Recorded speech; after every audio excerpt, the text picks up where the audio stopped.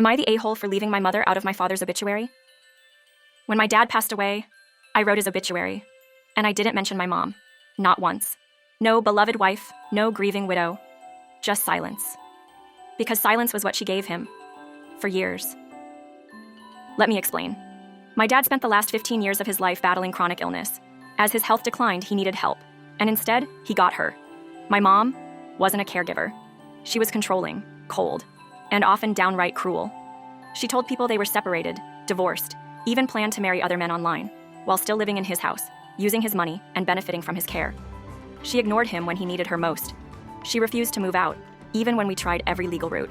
And when he was at his weakest, she acted like he was invisible. I tried for years to convince him to live with me. He refused to leave the home he worked his whole life to pay off.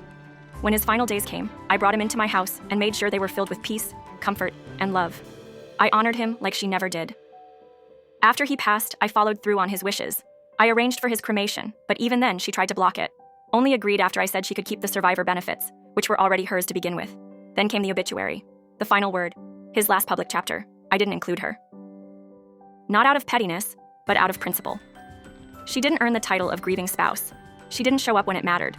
She spent years building a fake image of herself as a caring wife. And I was done helping her uphold it. When people asked me why, I told them the truth. I shared what we lived through, quietly, honestly, and without hate, just facts. The facade crumbled. Yes, I got backlash. Yes, she was furious. And yes, I'd do it again. Because this time, my dad wasn't erased, and neither was I. So tell me, am I the a-hole for letting my father's last story reflect the truth he never got to speak for himself?